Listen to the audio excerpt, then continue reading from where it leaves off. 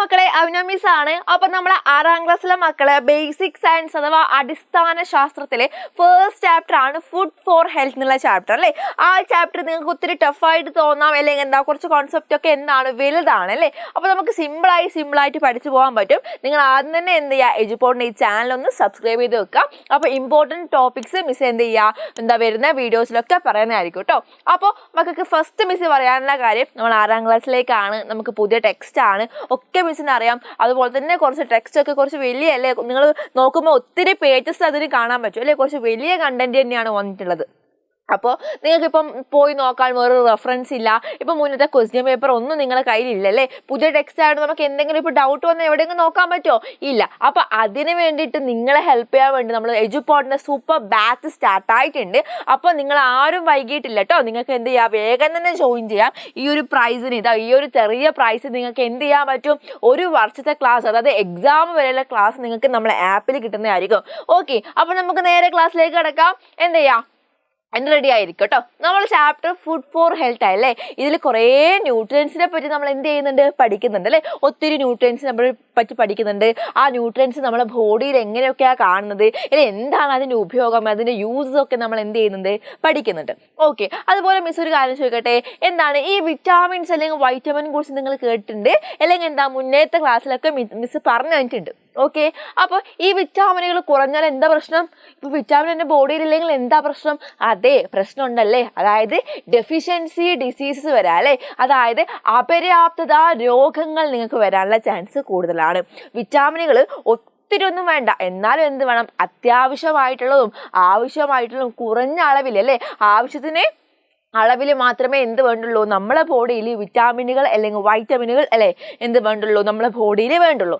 അപ്പോൾ ഈ ഒരു വൈറ്റമിൻ അല്ലെങ്കിൽ ധാതുക്കൾ മിനറൽസ് ഒക്കെ കുറഞ്ഞു കഴിയുമ്പം നമുക്ക് രോഗങ്ങൾ വരാം. അതിനെയാണ് നമ്മൾ എന്ത് പറയുന്നത്, അപര്യാപ്തത രോഗങ്ങൾ എന്ന് പറയുന്നത് അല്ലേ.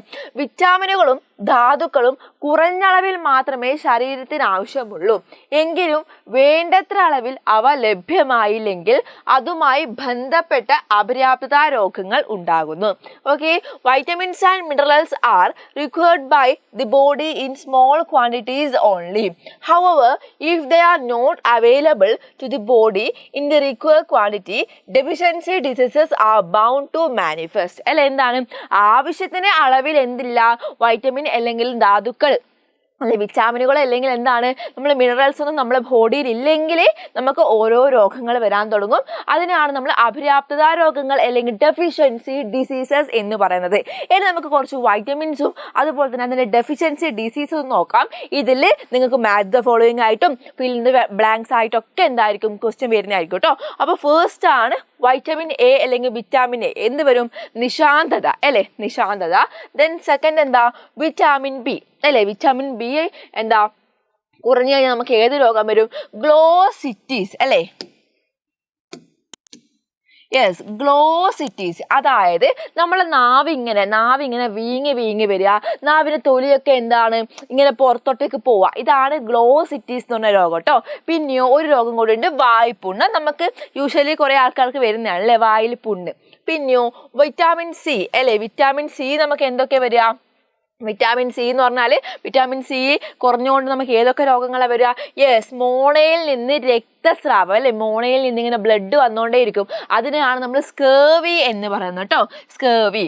ഓക്കെ, ഇനി വിറ്റാമിൻ ഡി കുറഞ്ഞാലോ നമുക്ക് കണ വരും, കണ, അതായത് ഇതാണ് കണ, കണ്ടോടാ ഒരു കാലിങ്ങനെ കുറച്ച് വളഞ്ഞിട്ട് കണ്ടോ നിങ്ങൾ, കണ്ടോ ആ ഒരു വളവ് കണ്ടില്ലേ, ഇതിനാണ് നമ്മൾ കണ എന്ന് പറയുന്നത് കേട്ടോ. അപ്പം നമുക്കൊന്ന് ഇംഗ്ലീഷും കൂടെ നോക്കാം. വൈറ്റമിൻ എ കുറഞ്ഞ എന്ത് വരും, നിശാന്തത അല്ലെങ്കിൽ നൈറ്റ് ബ്ലൈൻഡ്നെസ് വരുന്നതായിരിക്കും. പിന്നെ വൈറ്റമിൻ ബി ആണ് ഗ്ലോസിറ്റീസ് അല്ലേ, വൈറ്റമിൻ ബി കുറഞ്ഞു കഴിഞ്ഞാൽ നമുക്ക് ഗ്ലോസിറ്റീസും വരും, അതുപോലെ തന്നെ മൗത്ത് അൾസറും വരും അല്ലേ, മൗത്ത് അൾസർ വരും.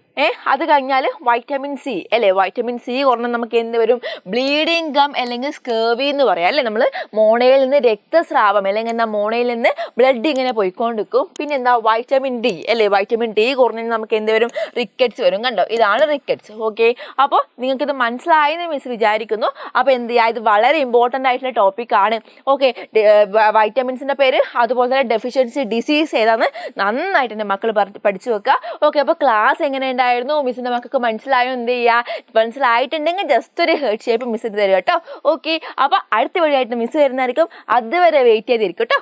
ബൈ.